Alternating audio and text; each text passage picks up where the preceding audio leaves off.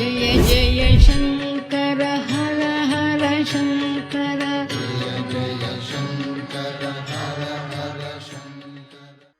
ஆன்மீக அன்பர்களே, தரிசனம் டிஜிட்டல் நண்பர்களே, நாள்தோறும் நம்முடைய தொழில்நுட்ப கலைஞர்களுடைய உதவியோடு காஞ்சி மகாபெரிய சுவாமிகள் பல்வேறு அதிசயங்களை இந்த மண்ணுலகில் நிகழ்த்தி காட்டிய நம் நெஞ்சமெல்லாம் நிறைந்திருக்கக்கூடிய இளையாத்தன்குடி பற்றி, கலவை பற்றி, கும்பகோணம் பற்றி, பெரியவர்களுடன் பக்தர்களுக்கு நடந்த உரையாடல் பற்றி, தமிழ் சான்றோர்களுடைய சிறப்பு குறித்து, பெரியவாவினுடைய வாழ்க்கையில் நடந்த அதிசயங்கள், அற்புதங்கள், அவர் இந்த மண்ணுக்கு சொன்ன மகத்தான செய்திகள் என்று எல்லாவற்றையும் ஒரு கலவையாக பார்த்து வருகின்றோம் நம்முடைய பெரியவா தரிசனத்தில்.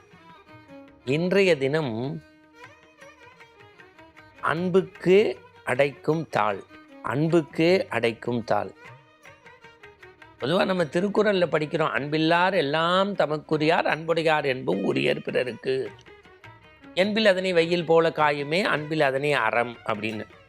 இன்னைக்கு உண்மையிலுமே பெரியவா சொன்னால் திருக்குறளின் வாழ்வியல் எடுத்துக்காட்டு பெரியவா. திருக்குறளின் வாழ்வியல் எடுத்துக்காட்டு பெரியவா. எப்படி? 1330 குறள், 133 அதிகாரம், அதிகாரத்துக்கு 10 குறளை எல்லாரும் சொல்வோம். குறள் படி நடக்கிறோமா? நம்ம சொல்கிற குறள் படியே நம்ம நடக்கிறதில்ல. புரிஞ்சிருக்கும்னு நினைக்கிறேன். மகாபெரிய சுவாமிகள் அன்புக்கு ரொம்ப பாத்திரமானவர். சார், இறை வழிபாட்டே இந்த பெரியவா தரிசனத்தில் பெரியவா டிவோட்டி எல்லாருக்குமே சொல்கிறேன், கடவுளுக்கு கூட நீங்கள் பன்னீரால் அபிஷேகம் செய்கிறத விட கண்ணீரால் அபிஷேகம் செய்யுங்க. 1000 பூ போட்டு அர்ச்சனை பண்ணுறதை விட ஒத்த அரளிப்பூவை உள்ள சுத்தத்தோடு போடுங்க, பெரியவா இறங்கி வருவா. அன்பு அன்பு அன்பு அன்பு தான். நம்ம பாகவதம் படிக்கிறோம், பகவத்கீதை படிக்கிறோம்.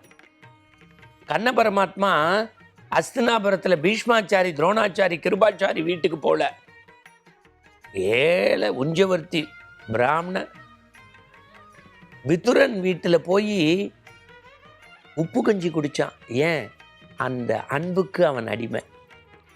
பெரிய புராணம் 63 நாயன்மார்களுடைய வரலாறை நம்ம பார்க்குறோம். மன்னன் கட்டிய கோவிலுக்கு போல ஏழை அந்தனர் பூசலார் கட்டிய உள்ளம் பெருங்கோயில் ஊன் உடம்பு ஆலயத்துக்கு போய் ஆசீர்வாதம் கொடுக்கிறார். யார்? அம்மையப்பனாக இருக்கக்கூடிய எம்பெருமான் சிவபெருமான். அப்போ என்ன அர்த்தம்னா, அன்புக்குத்தான் கடவுள் அடிமை, அன்புக்கு அடிமை.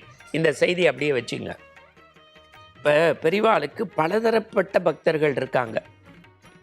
நான் சில விஷயத்தை உடச்சி சொல்லுவேன், பயப்படவே மாட்டேன். ஒரு பெண்மணி போய் நமஸ்காரம் பண்ணி 50 பவுன் செயின் போட்டிருந்தாலும் பெரியவா அதே பிளெஸ்ஸிங் தான். மஞ்ச கைத்தோட கதர் படவையோடு போய் எளிமையோடு நின்றுவாளுக்கும் அதே பிளெஸ்ஸிங் தான். இந்த உயர்வு தாழ்வு பணம் அதெல்லாம் பெரியவாள்கிட்ட ஒன்றும் கிடையாது, ஒன்றும் கிடையாது. எல்லாரும் சமம், ஆல் ஆர் ஈக்குவல். அதுதான் ஒரு ஞானிக்குரிய இலக்கணம். உண்மையான துறவு உடுத்துவதற்கு காடி, உண்பதற்கு ஓடு, வளையலை போல ஒற்றை தனிமை, ஒரு மரத்தடி நிழல் என்று கடைசி வரை இந்த மண்ணுலகில் நூற்றாண்டு காலம் ஒரு தவவேள்வி சித்தராக வாழ்ந்த ஞான புருஷர் நம்முடைய பெரியவா. அவருடைய அன்புக்கு பாருங்க, ஒரு சின்ன செய்தி சொல்றேன். அவருடைய பரம பக்தர் சுப்பிரமணிய ஐயர்னு ஒருத்தர் இருந்தார். அவர் நின்னா பெரியவா, உட்கார்ந்தா பெரியவா. எப்படி வைணவர்கள் கேசவா, நாராயணா, மாதவா, கோவிந்தா சொல்லுவாங்களோ அது மாதிரி இவர் நின்னா பெரியவா, உட்கார்ந்தா பெரியவா, வேலை செஞ்சா பெரியவா. பெரியவா தான் எல்லாமே அவளுக்கு. இந்த சுப்பிரமணிய ஐயருடைய மாப்பிள்ளை மகள், இன்னொரு மகள், 3 பேரும் திடீர்னு ஒரு நாள் காத்தால எழுந்திருந்து நாங்கள் காஞ்சிபுரம் இன்னைக்கு போகிறோம், காஞ்சிபுரம் போகிறோம். சுப்பிரமணிய ஐயருக்கு ஒன்றும் புரியல, அவருக்கு வேலை, அவருக்கு எல்லாமே காஞ்சி பெரியவா தான். அந்த காலத்துல எல்லாம் பெரியவாளை பார்க்க போகிறதுன்னா ரொம்ப மடி ஆச்சாரமாக ஒரு திரட்டிப்பால் பண்ணி கொடுப்பா, இல்லை வேறு எதையாவது பொறி உருண்டை பண்ணி கொடுப்பா.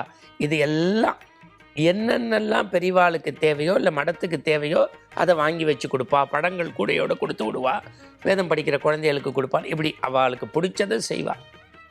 திடுதிடுப்புன்னு காத்தால எழுந்திருந்து நாங்கள் அடுத்து 8 மணிக்கு போகிறோம்னு எல்லாரும் சொல்கிறா. 7 மணிக்கு இந்த சுப்பிரமணிய ஐயருக்கு என்ன கொடுத்து விடுறதுன்னு தெரியல. நல்லா கவனிக்கணும். டெய்லி காத்தால விநாயகர் பூஜைக்கு அவர் செய்கிறதுக்கு அவள் பொறி, உங்களுக்கு தெரியும், நெல் பொறி எடுத்து வச்சிருப்பார். அவளும் பொறி, நெல் பொறி எல்லாம் வச்சு நைவேத்தியம் பண்ணுவார். இதுதான் அவரால் முடிஞ்சது.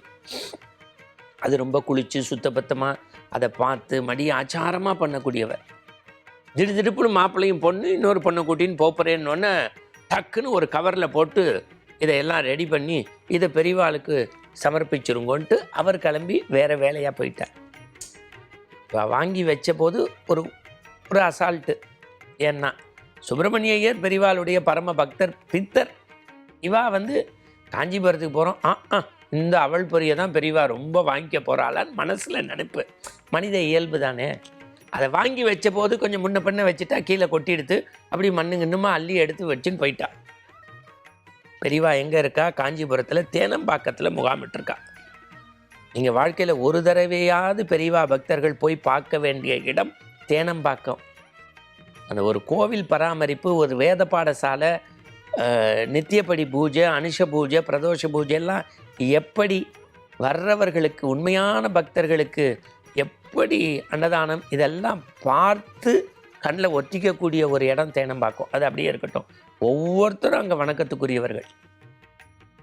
நான் சொல்கிறது ரொம்ப காலத்துக்கு முன்னாடி பெரியவா ரொம்ப காலம் வெளியிலேயே வராமல் ஒரு அறையிலேயே தவம் பண்ணார், ஜபம் பண்ணார். அந்த இடம் இன்றைக்கும் இருக்குது தேனம்பாக்கத்தில். அங்கே தான் அண்ணன் இந்திரா மீட் பண்ணான்.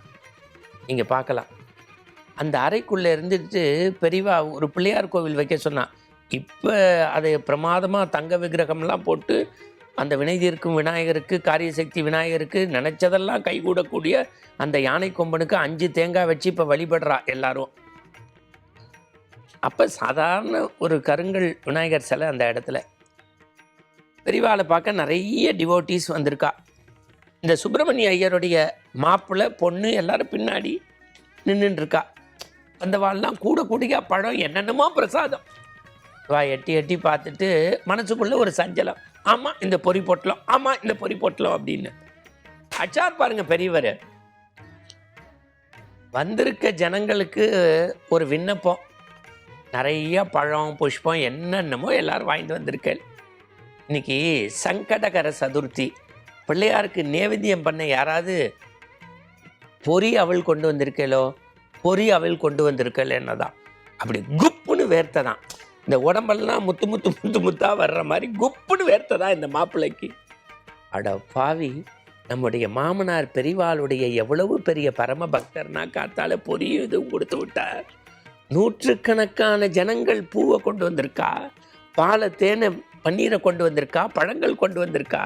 ஆனால் பெரியவா என்ன சொல்கிறா? சங்கடகர சதுர்த்தி பிள்ளையாருக்கு நேவேத்தியம் பண்ணுறதுக்கு யாராவது பொறி அவள் கொண்டு வந்திருக்கலான்னு கேட்குறா.